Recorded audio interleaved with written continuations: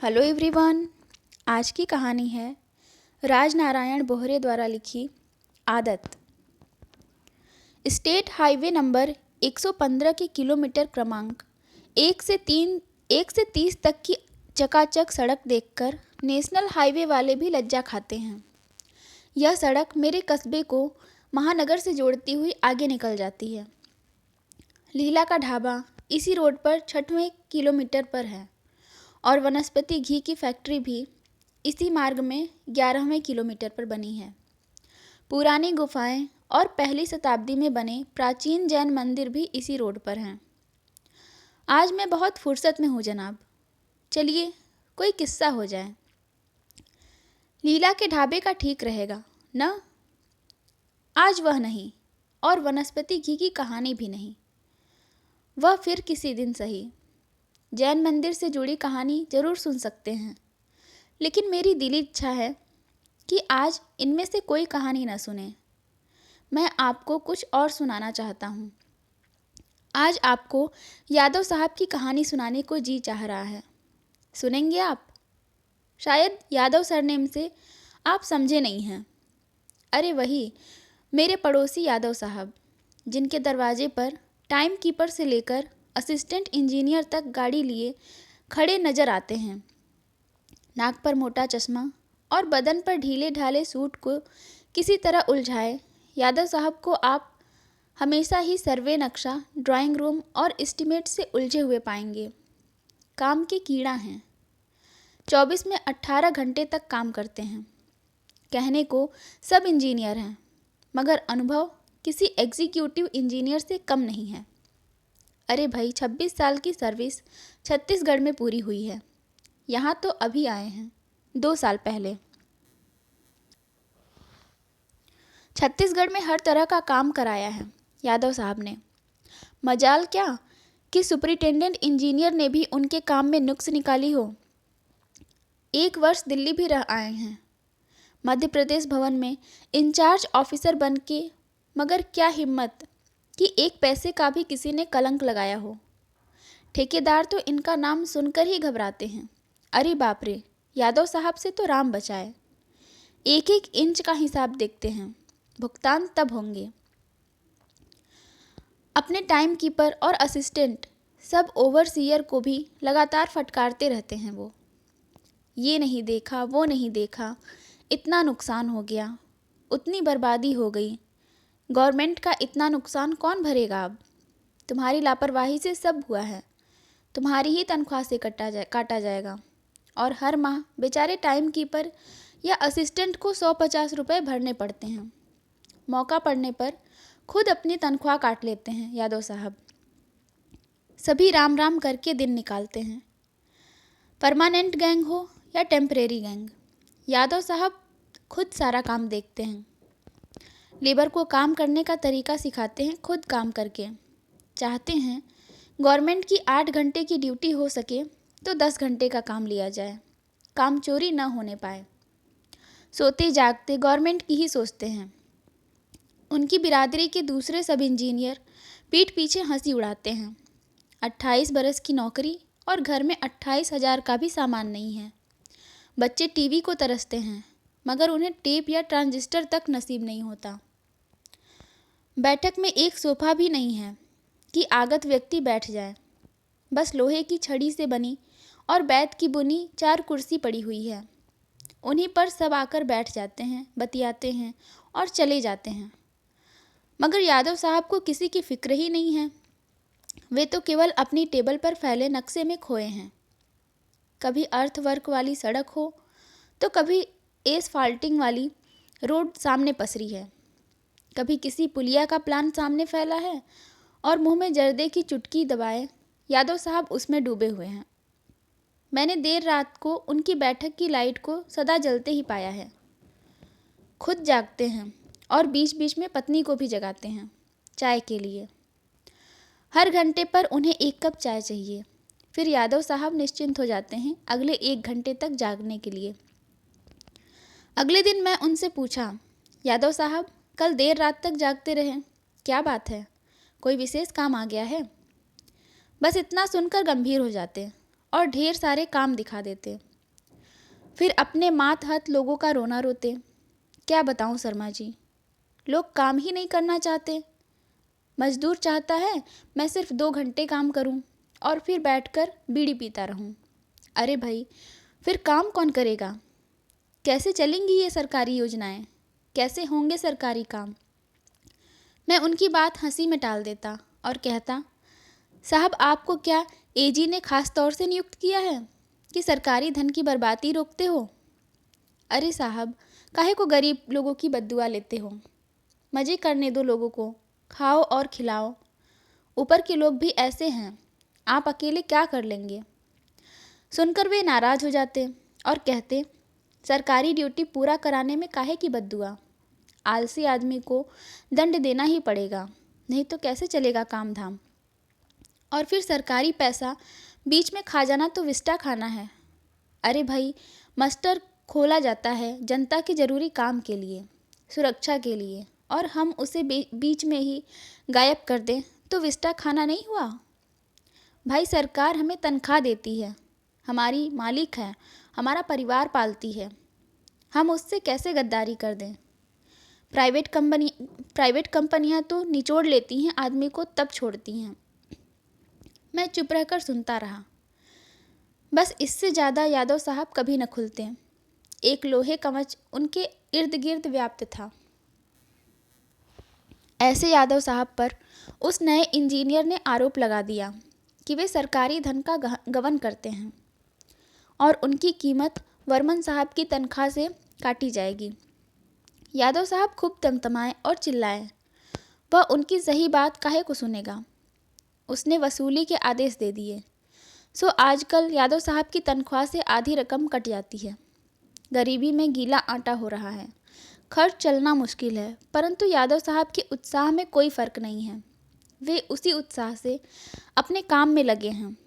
कभी किसी एस्टीमेट में उलझे लिखते हैं तो कभी ब्लूप्रिंट में। माथे पर जरा भी शिकन नहीं है। धन्य है यादव साहब। मैंने सारा माजरा पूछा भी तो मुस्कुराकर चुप रहे, बताया कुछ नहीं। उनकी इसी हंसी के पीछे कितना दर्द छुपा है, यह आंखों से नहीं दिखता, बल्कि अनुभव किया जा सकता है। मैंने अनुभव किया है कि उनकी पत्नी अब रोज़ सब्जी नहीं खरीदती है। उनके घर रोज़ अखबार भी नहीं आता है। शायद दूध भी बंद कर दिया गया है। लेकिन पड़ोसी होने के बाद भी प्रगट में मुझे कुछ पता नहीं है। वो तो मैंने उस दिन उनके टाइम कीपर को बाहर खड़े देखा तो यादव साहब के घर पर मौजूद न होने का अंदाज़ा लगा लिया।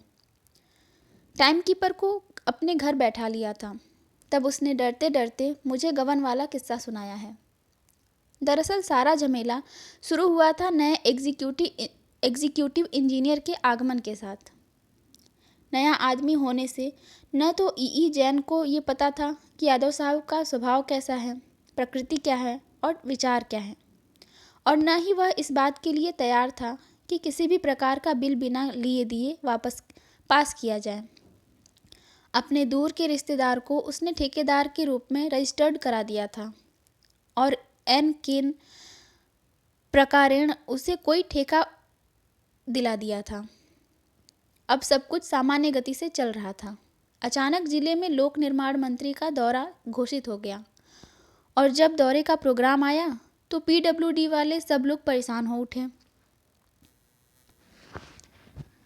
मंत्री जी की कार को उस रास्ते से होकर निकलना था जो यादव साहब के चार्ज में था। कहने को वह रोड स्टेट हाईवे थी।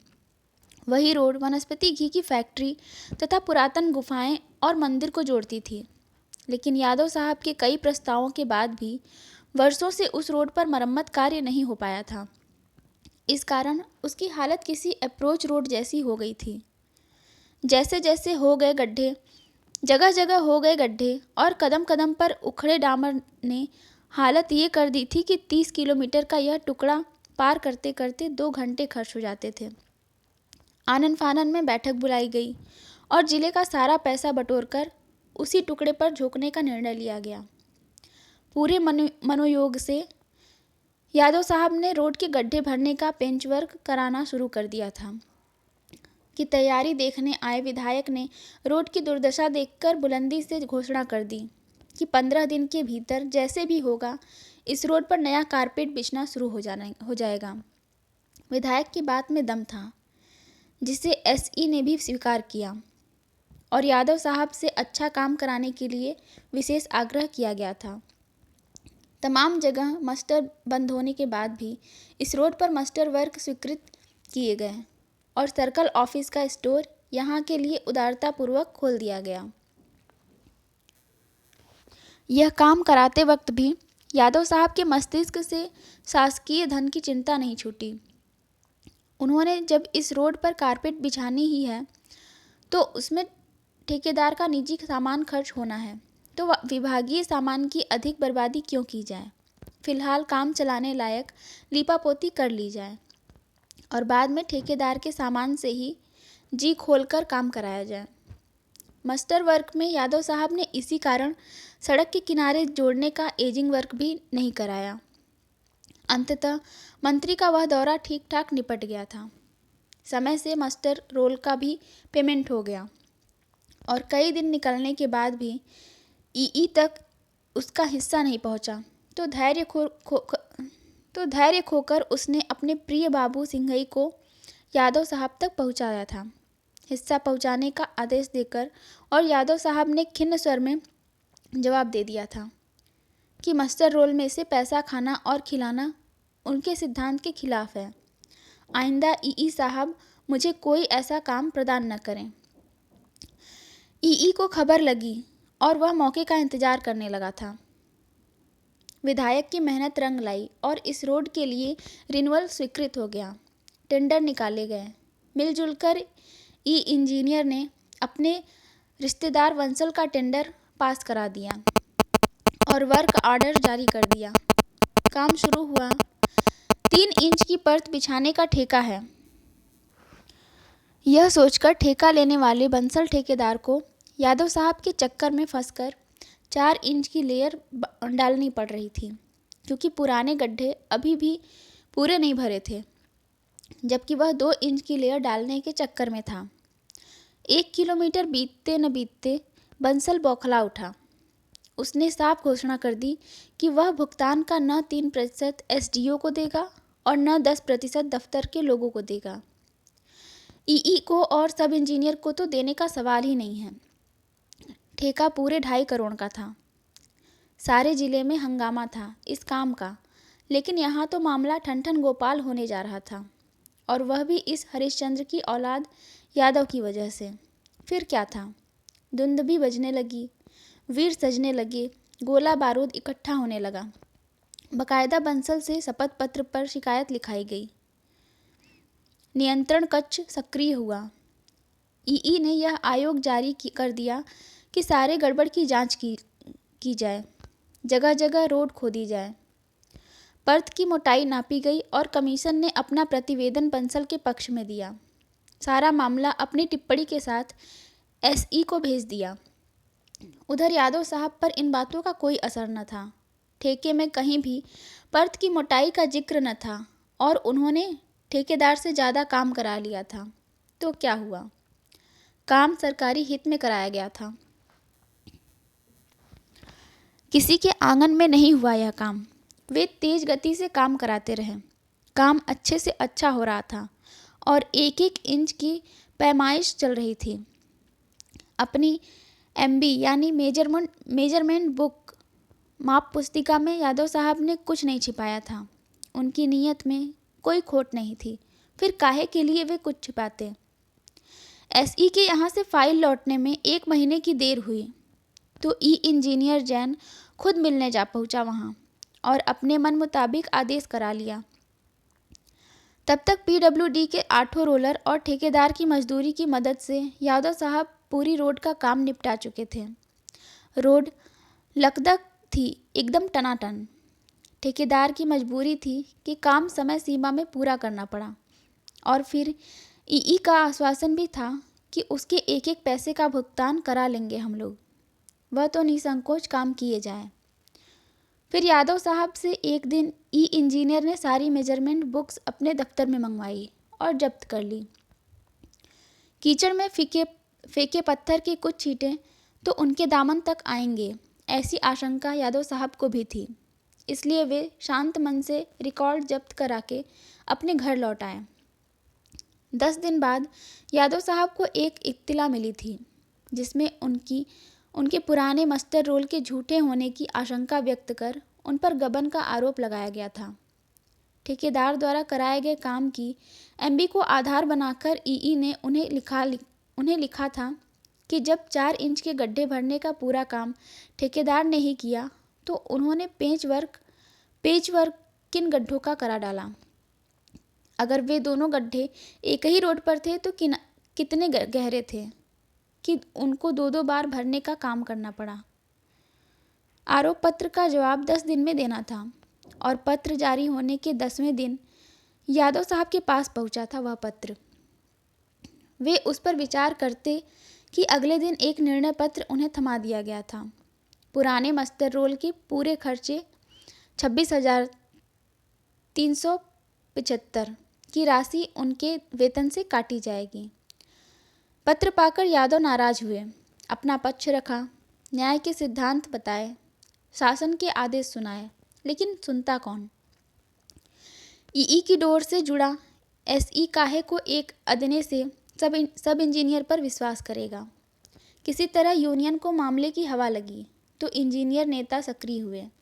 बात उछाली गई, यादव साहब की ईमानदारी का हवाला दिया गया, मगर मसल वही हुई कि धनी ढीले दलाल चुस्त। खुद यादव साहब विभाग से नहीं उलझना चाहते थे, सो बात ठंडी हो गई। ईई को अपने मन की करने की छूट मिल गई। फिर उसकी सह पर यादव साहब के उत्पीड़न का दौर शुरू हुआ। उनके हर बिल में ऑब्जेक्शन आते, हर माह उनकी तनख्वाह अटकती, हर निर्माण कार्य में उनकी कमी निकालती और उन्हें बेतरह डांटा जाता। उन दिनों वे बहुत तनाव में थे। प्रायः सांझ के समय उनका लौटना उसी वक्त होता जब मैं बाहर लॉन में बैठकर हवाखोरी कर रहा होता। नमस्कार करके मैं उन्हें चाय पीने का आमंत्रण देता, प्रायः जिसे थके और यादव साहब विनम्रतापूर्वक ठुकरा देते। यदा कदा यह कहते हुए वे चाय पी लेते, जैसे संपन्न लोगों के यहाँ की अच्छी गाढ़ी चाय पीकर हमारी तो जीभ ही चटोरी हो जाएगी। आपका क्या, सरकारी नौकर तो हैं नहीं कि बंधी बधाई तनख्वाह में गुजर करनी है। इस तरह मेरा उनसे संवाद होने लगा था। इर्द गिर्द की लोह दीवार दरकने लगी थी, वे कुछ खुलने लगे थे। मैं प्रायः पूछ लेता, यादव साहब, आज के ज़माने में ऐसी सिद्धांतवादिता आपने क्यों ओढ़ ली? कैसे चला पाएंगे आप? चल जाएगी शर्मा जी, जैसे अब तक चलती रही। 26 साल की नौकरी हो गई है मेरी, बस कुछ वर्षों के बाद प्रमोशन होना है, खिंच जाएगी जिंदगी। एक दिन मैंने ज़्यादा गहराई से पूछा तो उन्होंने अपने बचपन का संघर्ष सुनाया, पिता का परिचय दिया था और उनका इतिवृत्त मेरे सामने खुलता चला गया था।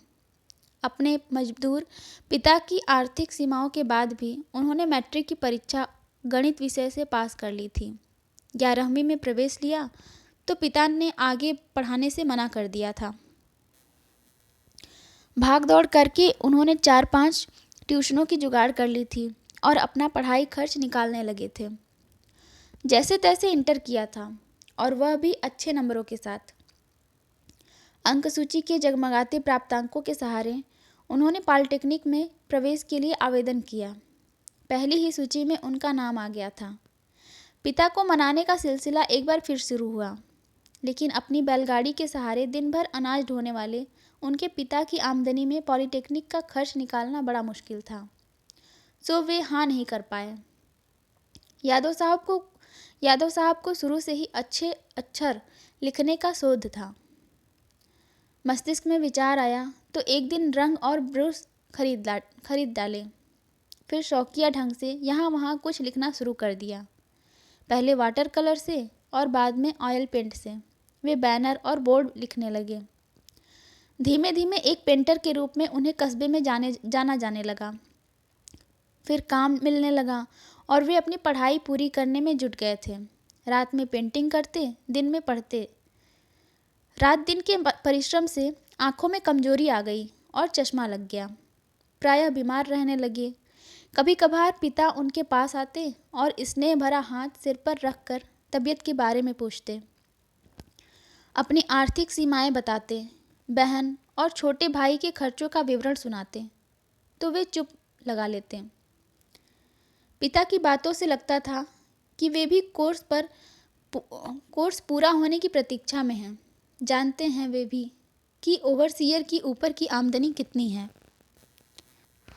उनकी इच्छा थी कि जल्दी ही यह कोर्स पूरा हो, जिससे जिंदगी का दारिद्र्य दूर हो जाए। अंततः कोर्स पूरा हुआ और महीना बीतते न बीतते उनकी नौकरी लग गई। पहले पहले जो आदेश आया वह PWD का था। बिना सोचे विचारे यादव साहब ज्वाइन करने चले आए थे। उन्हीं दिनों हुआ था वह हादसा जिसमें कुछ 40 बच्चे मारे गए थे। नए बने स्कूल की पूरी छत भरभरा कर गिरी थी और हंसते खेलते अबोध जीवन उसके नीचे दब गए थे। बिल्डिंग के ठेकेदार और सब इंजीनियर को गिरफ्तार किया गया और उन पर मुकदमा शुरू हुआ था। नौजवान यादव का छात्र जीवन से पतला सुनहरा सपना जीवन की कठोर सच्चाइयों से रूबरू हो रहा था। पिता की हसरतें पूरी हो जाने जा रही थी कि उन्होंने एक कठोर निर्णय कर डाला था। वे कभी भी रिश्वत नहीं लेंगे। हर बार के होने वाले भुगतान के पहले उनके मन में द्वंद्व शुरू हो जाता। वे रिश्वत लेने के मुद्दे पर अपने आप से भिड़ते, रात भर सोचते, बहन के बारे में सोचते, भाई की इच्छाओं के विषय के बारे में सोचते, लेकिन यह न स्वीकार कर पाते कि वे लोगों के जीवन से खिलवाड़ करना शुरू कर दें। धीरे धीरे एक दृढ़ और ईमानदार व्यक्ति जन्म ले रहा था उनके भीतर। उन्हें कभी तो अकल आएगी, यह इंतजार करते करते पिता चल बसे। माँ भी गई, पत्नी आई और थोड़े में गुजारा करने के काम में अपने आप को प्रशिक्षित करने लगी। जैसे तैसे करके बहन का विवाह हुआ और भाई को धंधे से लगाकर उनका भी विवाह कर दिया गया। पर उन्होंने रिश्वत लेना शुरू नहीं किया तो नहीं किया। उनका मन छत्तीसगढ़ में लग गया था। वहाँ न ज़्यादा षड्यंत्र थे, न टुच्ची राजनीति, न घटिया काम करने वाले ठेकेदार थे और न ओछे पत्रकार। वे उधर ही अपनी नौकरी पूरी करने के चक्कर में थे। एक लड़की और एक लड़का के साथ छोटा सा परिवार था जिसकी गुजर बसर हो रही थी। पत्नी सुहागिन ने जिद की और छोटे भाई ने भागदौड़ करके अंततः उनका तबादला वहाँ के इधर करा लिया था। पर वे इधर आकर संतुष्ट न थे। यादव साहब अपने साथ घटी तमाम घटनाएं सुनाया करते थे, कभी किसी की नाराज़गी तो कभी किसी की उदारता की। उनकी पत्नी और बच्चों से भी मेरा परिवार खुलने लगा था। कभी मेरी पत्नी वहाँ चली जाती तो कभी वह हमारे यहाँ आ जाती। एक दिन मेरी पत्नी ने पूछा था सुहासिनी से, आपके असंतुष्टि नहीं होती कभी? आसपास के दूसरे सब इंजीनियरों के ठाट बाट और शान शौकत देखकर कभी तो कोफ्त होती होगी। शुरू में टालती रही थी, फिर एक दिन फट पड़ी। क्या बताएं दीदी, बहुत परेशानी उठाई है इनके साथ हमने। न ढंग से पहन पाए हैं और न ढंग से रह सके हैं। अब भला थोड़ी सी तनख्वाह से गुजारा कहाँ होता है आजकल। इस पर इनकी बहन की शादी और भाई को इलेक्ट्रिक की दुकान डालने में 1 लाख खर्च हो गया है। वो तो मेरा मायका समृद्ध है, जो मौका बेमौका मदद आती रहती है वहाँ से, नहीं तो राम ही जाने क्या होता। बच्चे टीवी देखने को तरसते हैं और इनसे कहो तो डांटते हैं कि दुनिया के सभी बच्चे टीवी नहीं देखते हैं, पढ़ाई करो। नन्हे बच्चों के लिए मुझको सुननी पड़ती है, न खुद पहनते हैं और न हमें पहना पाते हैं ढंग के कपड़े। बच्चे तो कई बार स्कूल जाने को कतराते हैं कि उन्हें सभी चिढ़ाते हैं। वहाँ सस्ते से कपड़े और हल्के जूता चप्पल पहना कर भी रखते हैं हम उन्हें, और उस पर भी समय की मार देखो कि इन दिनों आधी तनख्वाह कट रही है। इनसे कहा कि कोर्ट में जाओ, अदालत में दावा करो, मगर सुनते ही नहीं। कहेंगे पकी पकाई नौकरी है। विभाग से दुश्मनी मोल नहीं लेंगे। हम कहेंगे कि हम बहुत कर ली सरकार की वफादारी, अब छोड़ो ये सब। न लो रिश्वत, लेकिन टाइम से काम तो करो। सरकार के 24 घंटे के गुलाम तो नहीं हैं कि रात हो या सुबह काम ही खोले बैठे रहें। तो मानते नहीं हैं। अब भला बिना जांच और ईमानदारी के सरकारी काम का पैसा काटना अन्याय नहीं तो क्या है। लेकिन इन्होंने तो ऐसी चुप्पी साध ली है कि बस। उन्हीं दिनों मायूस से यादव से मुलाकात हुई तो वे अपनी पीड़ा छिपाए नहीं पाए। तब मुझे जानकारी मिली थी कि वे अब निराश होने लगे हैं, ईमानदारी और कर्मनिष्ठता से नहीं, बल्कि इस मैदानी क्षेत्र से। वे पुनः वनवासी आंचल में लौट जाना चाहते थे और इसके लिए ट्रांसफ़र की दरख्वास्त भी दे दी थी। उन्होंने वे बेकरारी से स्थानांतरण पत्र का इंतज़ार कर रहे थे, लेकिन काम में तत्परता उन दिनों भी उनसे नहीं गई। वे भोपाल जाकर अपना तबादला करवाने के लिए ENC से मिलने वाले थे। जिस दिन उनका जाना मुकर्रर था, उसके एक दिन पहले मैंने बात चलाई थी। यादव साहब, उधर छत्तीसगढ़ के जिस गांव में आप तबादला चाहते हैं, वहाँ बच्चों की पढ़ाई के लिए उपयुक्त स्कूल तो होगा नहीं। यादव साहब चुप रह गए। उनकी ठंडी आंखों में छिपी सच्चाई मुझे आज भी याद है। जो शब्द तो न पा सकी थी, पर बात पूरी कह गई थी कि बच्चों का स्कूल देखें या खुद का मानसिक संतुलन। लेकिन इस वर्ष यादव साहब का तबादला तो नहीं हो पाया और वे फिर काम में जुट गए जैसे कुछ हुआ ही नहीं। उनके दरवाजे पर फिर से मातहतों और अफसरों की भीड़ जुटने लगी और उनका रतजगा फिर शुरू हो गया था। यह उनकी निष्ठा है या मजबूरी, ये वे ही जाने। लेकिन 32 दांतों में रहती इस बेचारी जीव की कुशलता को लेकर चिंतित हैं।